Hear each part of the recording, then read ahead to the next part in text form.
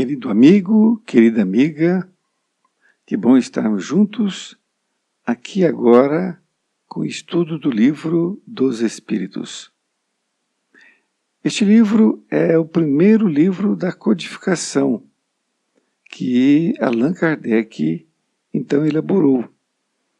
Ele foi publicado, a primeira edição, no ano de 1857. Ele contém 1018 perguntas que Allan Kardec selecionou para fazer para os espíritos superiores. E, naturalmente, existem 1018 respostas. Hoje estamos aqui com as perguntas de 344 a 360. E essas perguntas formam a questão entre a união da alma e do corpo. Então vamos aqui estudar essas questões relativas a esse tema que é a união da alma com o corpo. Iniciamos com a pergunta 344. Em que momento a alma se une ao corpo? A união começa na concepção, mas só é completa por ocasião do nascimento. Desde o instante da concepção, o espírito designado para habitar certo corpo, a este se liga por um laço fluídico, que cada vez mais se vai apertando até um instante em que a criança vê a luz. O grito que o recém-nascido solta anuncia que ela se conta no número dos vivos e dos servos de Jesus. Vejamos, a pergunta é muito direta. Kardec pergunta em que momento a alma se une ao corpo, o corpo físico da criança. A resposta, muito direta, diz: a união começa na concepção, mas só é completa por ocasião do nascimento. A concepção é o momento em que o espermatozoide une com o óvulo e aí inicia a concepção, dá-se a concepção. Mas ela só se completa por ocasião do nascimento, isto é, quando a criança é retirada do seio materno. E diz ainda mais, desde o instante da concepção, o espírito designado para habitar certo corpo, a este se liga por um laço fluídico, que cada vez mais se vai apertando até o instante em que a criança vê a luz. Então, é por isso que ele diz que a união é um período, que ela inicia, então, no momento em que o espírito se une àquele corpo, àquele feto. Então, essa união inicia nesse momento e ela vai se apertando até a criança ver a luz. O que significa vai se apertando? Vai diminuindo. É um laço fluídico que existe entre ali a concepção ao espírito. À medida que o tempo vai passando, ou seja, no período de 9 meses, esse laço vai diminuindo o seu comprimento. Vai, então, estreitando mais a ligação entre o espírito e o feto. E vai diminuindo, então. E continua dizendo que o grito que o recém-nascido solta anuncia que ela se conta no número dos vivos e dos servos de Jesus. O grito da criança mostra então que ela entrou naquele momento no mundo dos encarnados.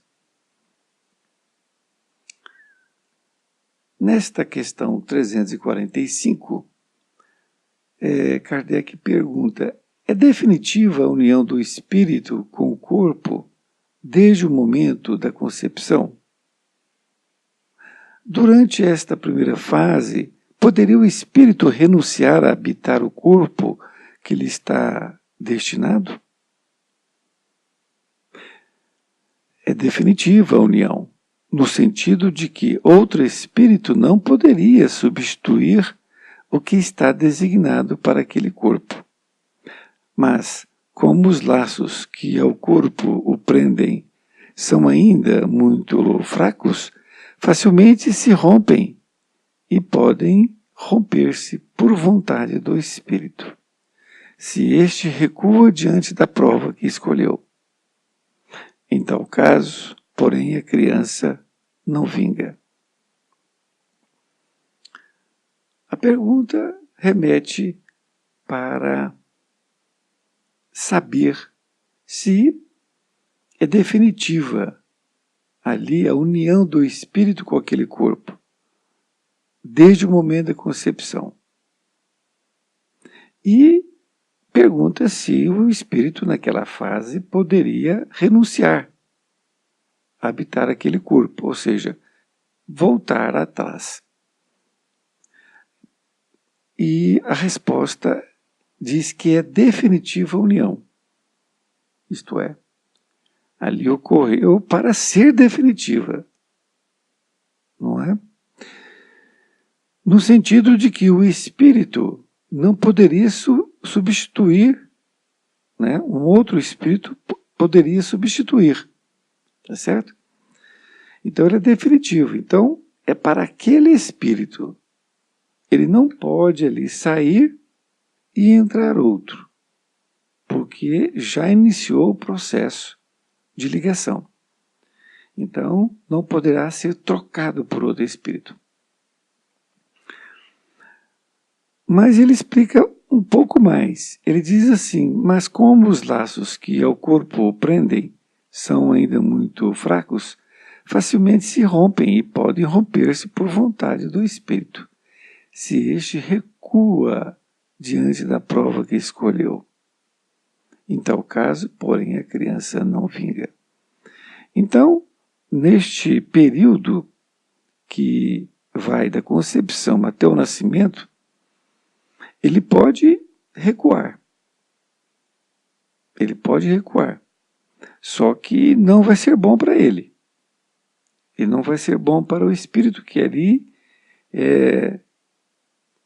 se propôs a vir naquele corpo.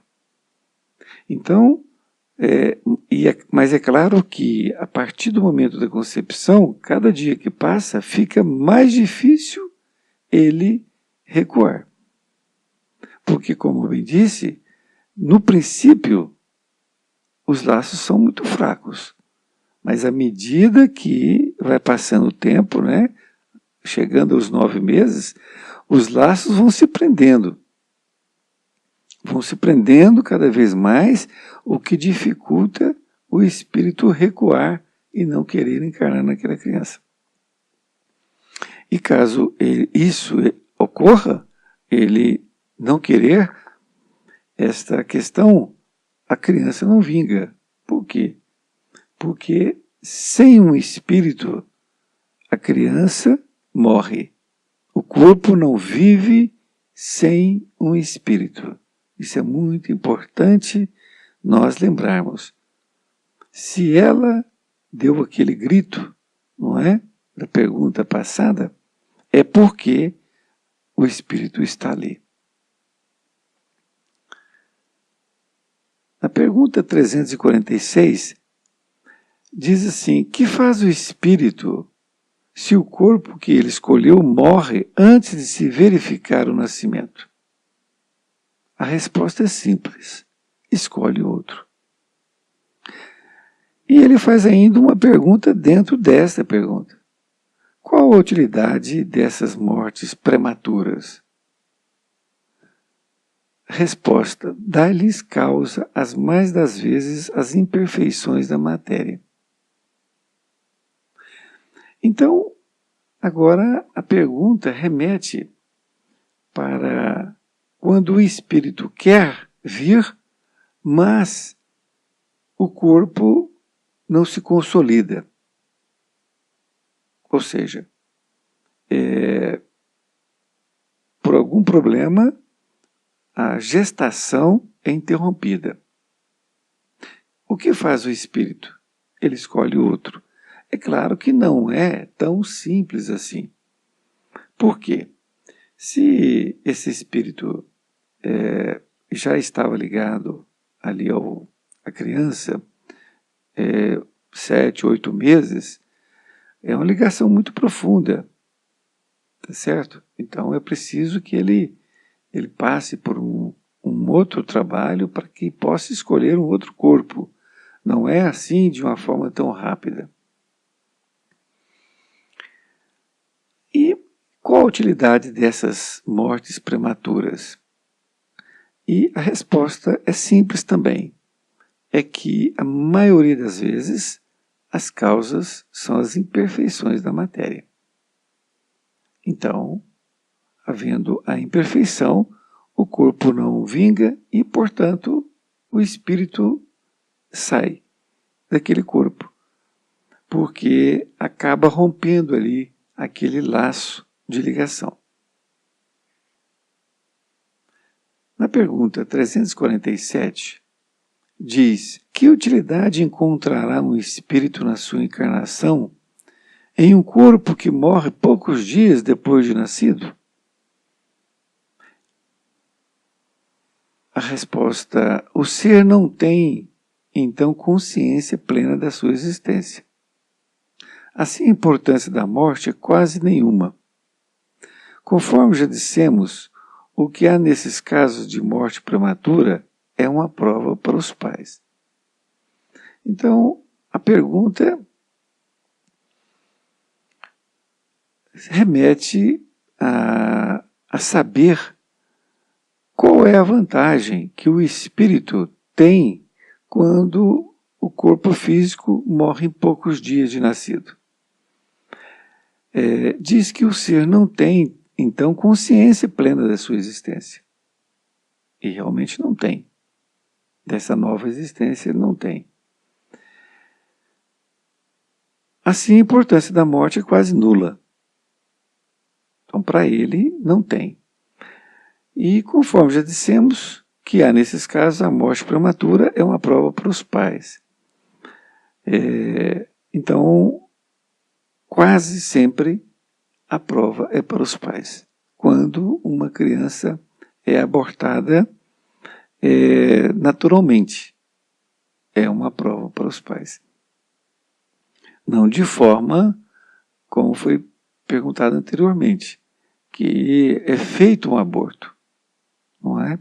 Então aqui o espírito sai daquele corpo, ou melhor, ele corta aquele vínculo de ligação, porque o feto já não pode mais vingar. 348. Sabe o espírito previamente que o corpo de sua escolha não tem probabilidade de viver? Sabe-o algumas vezes, mas se nessa circunstância reside o motivo da escolha, isso significa que está fugindo à prova. Então Kardec pergunta se o espírito sabe previamente que aquele corpo que ele está escolhendo, ele não vai ter probabilidade nenhuma de sobrevivência. E a resposta é essa, que ele sabe algumas vezes. Às vezes sabe, às vezes não. Mas, nessa circunstância, reside o motivo da escolha. Porque se ele está fugindo da prova, então é porque ele sabe. Agora, está fugindo da prova. Se ele não sabe, é porque ele não está fugindo da prova. Então ele foi querendo encarnar. Não conseguiu. Então ele não sabia. Pergunta 349. Quando falha por qualquer causa a encarnação de um espírito, é ela suprida imediatamente por outra existência? Nem sempre o é imediatamente. Faz-se mister dar ao espírito tempo para proceder à nova escolha. A menos que a reencarnação imediata corresponda à anterior determinação. Então, ele está se reportando ainda à questão anterior, dizendo, quando falha por qualquer causa a encarnação de um espírito, é ela suprida imediatamente por outra existência? Isto é, um espírito veio para um corpo, se ligou a ele. E aí, por um determinado motivo, que na maioria das vezes é a falha da gestação da criança, e aí ele desliga daquele corpo. E aí ele pergunta se lhe é arrumado um corpo automaticamente, um outro corpo para ele poder ali existir. A resposta diz, nem sempre o é imediatamente, porque não estava previsto aquilo. Não estava previsto, aquilo ocorreu. Então, ele precisa passar por um processo de esclarecimento. Por isso que diz, faz-se mister dar ao espírito tempo para proceder à nova escolha. Agora, a menos que a reencarnação imediata corresponda à anterior determinação. Então, pode acontecer que está sabendo-se de antemão de que aquele corpo não vai vingar e ocorre então o aborto natural e aí o espírito sai. Mas pode ser que automaticamente aquela mesma mãe, ela tenha novamente a concepção. E aí o espírito volta para aquela mãe. Isto é muito comum, porque se aquele espírito tem o desejo de ser filho daquela mãe, daquele pai, e da mesma forma, a mãe sabe-se de antemão que fez um compromisso com aquele espírito e quer, ele não tem motivo para não esperar. Ele vai esperar sim, ali o momento certo para que possa dar certo a sua concepção e o seu nascimento. Nesta pergunta 350, diz, uma vez unido ao corpo da criança, e quando já lhe não é possível voltar atrás, sucede alguma vez deplorar o espírito a escolha que fez? Resposta. Perguntas se, como homem, se queixa da vida que tem, se desejara que outra fosse ela? Sim. Se arrepende da escolha que fez? Não, pois não sabe ter sido a sua escolha. Depois de encarnado, não pode o espírito lastimar uma escolha de que não tem consciência. Pode, entretanto, achar pesada demais a carga e considerá-la superior às suas forças. É quando isso acontece que recorre ao suicídio. Vejamos então. Então a pergunta diz assim, uma vez unido ao corpo da criança, e quando já lhe não é possível voltar atrás, sucede alguma vez deplorar o espírito a escolha que fez?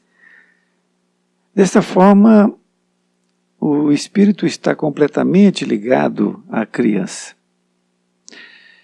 E pode ele deplorar, ou seja, ele lamentar, ele se arrepender de ter feito aquela escolha.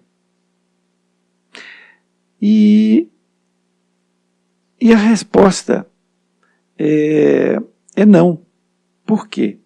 Porque ele não sabe ter sido sua escolha. Como ele esqueceu completamente, ele, depois de encarnado, não pode o espírito lastimar uma escolha que não tem consciência, porque ele perdeu aquela consciência anterior.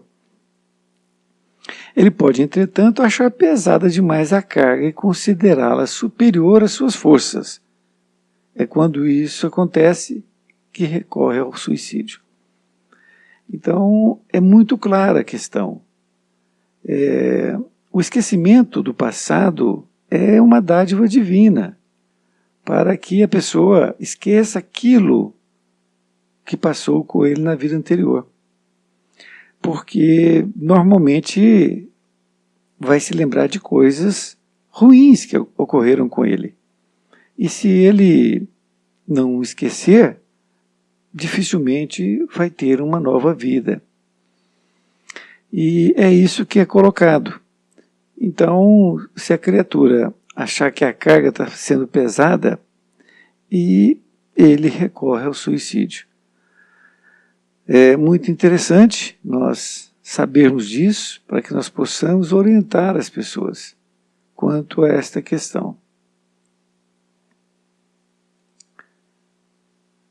Nesta pergunta 351,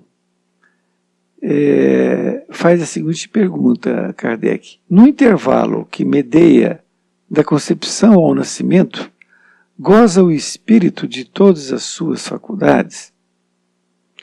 Então veja, ele está perguntando se entre a concepção e o nascimento, que é o início e o fim ali do espírito realmente tomar conta do corpo, o espírito goza de todas as suas faculdades? Ele tem noção do que está acontecendo? A resposta é mais ou menos, conforme o ponto em que se acha desta fase, porquanto ainda não está encarnado, mas apenas ligado. Veja bem, é exatamente isto. Ele começa a se ligar na concepção e vai caminhando até chegar na conclusão, que é o nascimento. Então, enquanto ele estiver nesta fase, ele está ligado. Ele não está ainda encarnado. Diz que ele está encarnado quando ele nasce. E, indo um pouco mais além, dizem os benfeitores que a encarnação se completa com 7 anos. Então, por isto que a criança, ao nascer até 7 anos, ela tem até uma certa dificuldades de entender a questão sexual e outras coisas mais. Mas aos 7 anos ela entende completamente o espírito que é.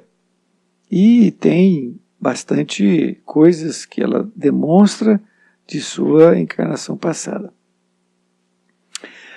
Continuando a explicação, então ele diz que é mais ou menos, conforme o ponto que se acha, ou seja, se está no início ou se está no final.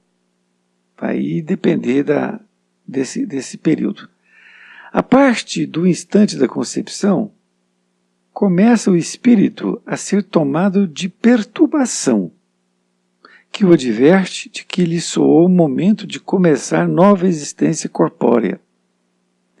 Então, no momento da concepção, ele começa a ser tomado por uma perturbação, lhe mostrando, lhe advertindo de que soou o momento de começar a nova existência. Aí, essa perturbação, ela começa e vai até ao nascimento. É o que ele diz aqui, ó. Essa perturbação cresce de contínuo até o nascimento. Então, ela começa e vai até o nascimento. Nesse intervalo, seu estado é quase idêntico ao de um espírito encarnado durante o sono. Olha que interessante essa comparação. Então, nesse intervalo que vai da concepção ao nascimento, a condição do espírito é mais ou menos de um espírito encarnado durante o sono. Ou seja, ele sabe que existe, que é um espírito, mas não tem noção de onde está e de onde quem é, muitas vezes. Não é assim que acontece? Então é uma colocação muito interessante. ele comparar que nesse intervalo, ali a criança da concepção ao seu nascimento, ela tem um estado idêntico ao de uma pessoa no sono. Não é? Continua dizendo, à medida que a hora do nascimento se aproxima, suas ideias se apagam, assim como a lembrança do passado, do qual deixa de ter consciência na condição de homem, logo que entra na vida. Então, aqui é uma outra coisa muito interessante, porque à medida que a hora do nascimento se aproxima, suas ideias se apagam, isto é, ele está completando a sua encarnação, ali como criança, então as ideias lá de outra encarnação vão se apagando. Por quê? Porque ele vai chegando no final, olha que coisa maravilhosa, vai chegando no final ali para ele nascer, para ele efetivamente ser uma criança, não é? Adaptar-se naquele corpo pequeno. Então ele deixa, vai esquecendo o passado, deixa nessa consciência de que era um homem, não é? Logo que entra na vida. Continua aqui, essa lembrança, porém, lhe volta pouco a pouco ao retornar ao estado de espírito. Aqui ele está se referindo quando voltar ao estado de espírito, que é quando ele vai tomar consciência. Aí as lembranças podem voltar, tá certo? E ele lembrar de muita coisa, ele não sabe que é da outras vidas, mas volta essas lembranças para ele. Na questão 352, imediatamente ao nascer, recobra o espírito a plenitude das suas faculdades? Então Kardec perguntou se naquele momento que nasce, o espírito recobra as suas faculdades. E como nós vimos anteriormente, né, não. É o que os espíritos protetores respondem. Não. Elas se desenvolvem gradualmente com os órgãos. Então veja bem, que coisa magnífica. O que adiantaria uma criança que acabou de nascer ter essas faculdades, não é? Voltando. Nada. O cérebro dela não está constituído completamente, não é? Suas mãos, ela não tem condições, então por isso os órgãos em geral. E continua ainda dizendo, o espírito se acha numa existência nova. Preciso é que aprenda a servir-se dos instrumentos de que dispõe. Olha que interessante. Então, é um novo recomeço, é uma nova vida, tem que esquecer a da passada. As ideias lhe voltam pouco a pouco, como a uma pessoa que desperta e se vê em situação diversa da que ocupava na véspera. Então, as ideias vão voltando, mas ele esqueceu completamente a encarnação passada. A gente vê algumas crianças, e hoje em dia está sendo muito comum, crianças de pouca idade que tocam piano, não é? Que cantam, que mostram habilidades. São casos que ocorrem da criança ter em tenra idade aquela habilidade que ela tinha na outra encarnação. Nesta questão 353, Kardec pergunta, não sendo completa a união do espírito ao corpo, ou seja, então não havendo a completa união, não estando definitivamente consumada, ou seja, se não ocorreu completamente essa união, senão depois do nascimento, poder-se-á considerar o feto como dotado de alma? Então vejamos a pergunta. Não está completo ali a união do espírito com a criança. Não está completa ainda. Está naquele período, não é? Entre a concepção e o nascimento. Pode considerar que o feto ele já tem uma alma? Olha, a resposta também é muito interessante. O espírito que vai animar existe, de certo modo, fora dele. Então, o espírito existe porque ele está ligado, ele não está completamente incorporado, mas ele existe. Ele continua, o feto não tem, pois, propriamente falando, uma alma, visto que a encarnação está apenas em via de operar-se. Acha-se, entretanto, ligada à alma que virá a possuir.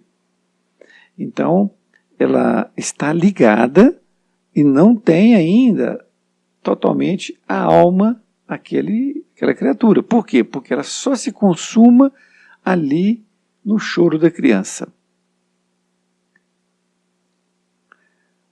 Questão 354. Como se explica a vida intrauterina? É a da planta que vegeta. A criança vive vida animal. O homem tem a vida vegetal e a vida animal, que pelo seu nascimento se completam com a vida espiritual. Então ele faz uma comparação dizendo que o homem tem a vida vegetal e a vida animal. Então dentro do útero o homem está tendo esses dois tipos de vida, vegetal e animal. Agora, quando ocorre o nascimento, é que completou a vida espiritual. Somente depois que ali a criatura chora, como disse anteriormente. Na questão 355, há, de fato, como indica a ciência, crianças que já no seio materno não são vitais? Com que fim ocorre isso? Vitais é que não nascem, não é? Elas morrem. Então, estão fadadas a morrer nesse caso. Então, há de fato, como indica a ciência, crianças que já no seio materno não são vitais? Com que fim ocorre isso? Por que ocorre isso? A resposta: frequentemente isso se dá e Deus o permite como prova, quer para os pais do nascituro, quer para o espírito designado a tomar lugar entre os vivos. Então, essa criança, ela já está no seio materno, mas ela não vai nascer, já se sabe. E isto é uma prova para os pais e é também para o próprio espírito. Daí nós entendermos que, sendo uma prova para os pais e para o espírito, esta criança também não deve ser retirada. E ocorre muito da medicina sugerir que seja retirada a criança, porque, como ela não está em vias de viver, então tira a criança. E ocorre muitas vezes, já aconteceu casos, que ela estava fadada a morrer e ela nasce. É interessante, já vimos casos assim também. Na questão 356, entre os natimortos, alguns haverá que não tenham sido destinados à encarnação de espíritos. Olha, pergunta interessante. O natimorto é aquele que já nasce morto dentro do útero materno. Então, ele pergunta se haverá, não é, algum espírito destinado para aquele natimorto, já que ele está destinado a isso. Então a resposta, ela não é geral, ela tem suas nuances, né? Veja bem, alguns há, efetivamente, a cujo corpus nunca nenhum espírito esteve destinado. Então pode acontecer que, como aquilo é uma prova, já não se colocou nenhum espírito para ser destinado para aquele corpo. Nada tinha que se efetuar para eles. Então, não haveria necessidade.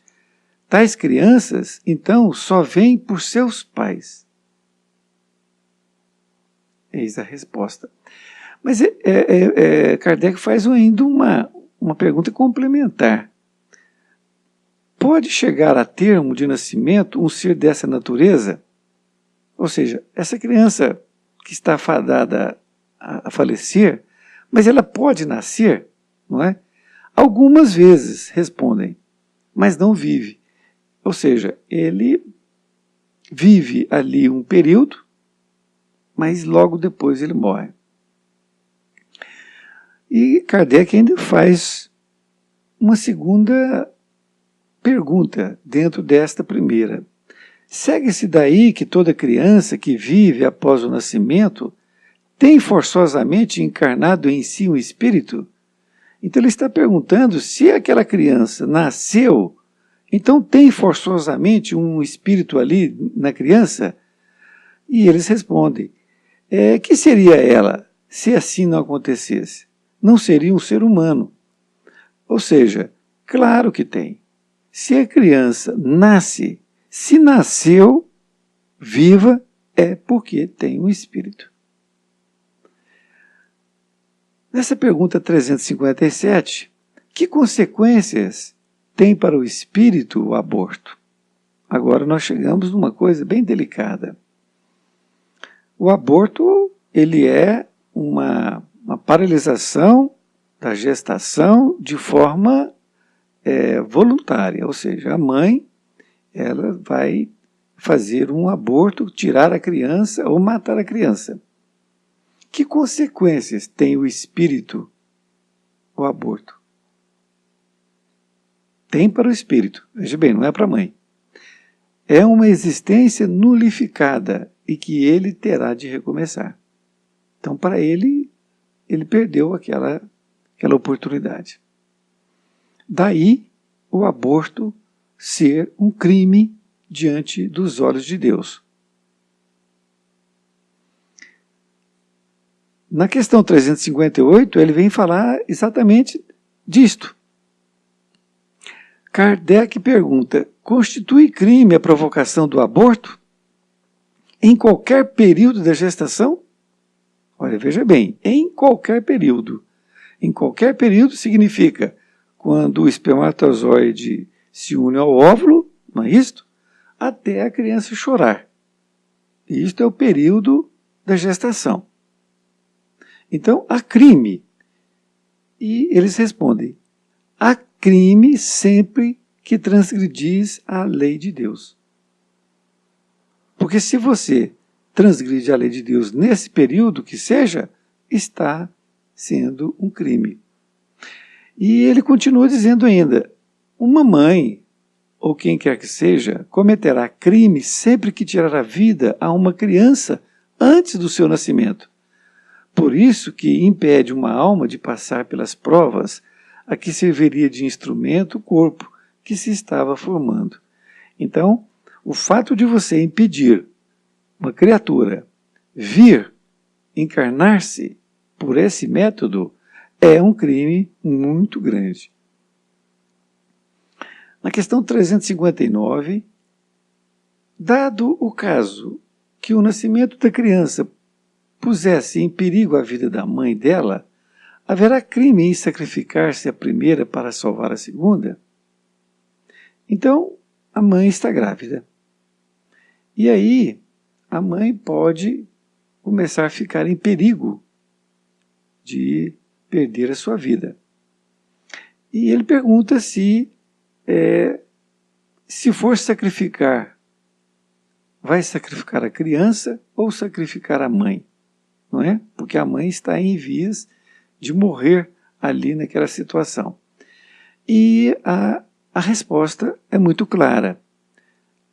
Preferível se sacrifique o ser que ainda não existe, a sacrificar-se o que já existe. Então, sacrificar a mãe realmente não pode. Ela já é um ser. Então, deve-se sacrificar aquele que está vindo. Por quê? Porque ele vai ter nova oportunidade, seja com aquela mãe ou seja com outra mãe. Então, sempre terá uma oportunidade. 360. Nesta última pergunta diz assim: será racional ter-se para com o feto as mesmas atenções que se dispensam ao corpo de uma criança que viveu algum tempo?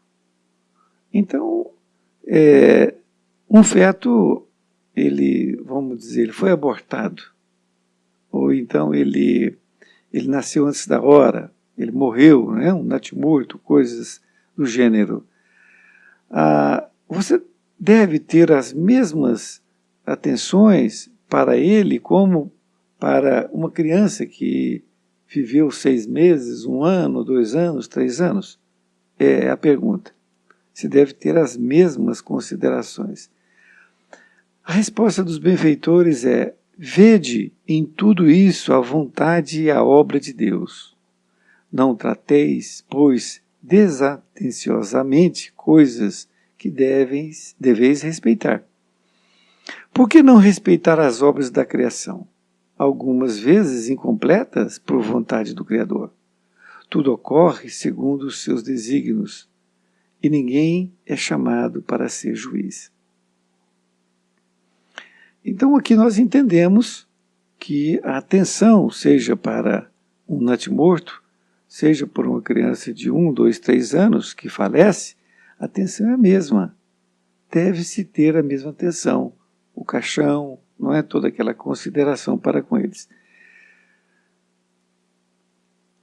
Então aqui, na conclusão, permita aqui algumas palavras. Eu fico disponível para algumas considerações, e alguém que queira enviar um e-mail para rabiraboni@gmail.com, e nós estamos à disposição. Ou então entre no próprio canal, que também nós podemos aqui estudar e tirar as dúvidas que estiverem no momento aparecendo para com todos. Um grande abraço, muito obrigado por ter me ouvido e espero encontrá-lo em nova oportunidade. Fique com Deus.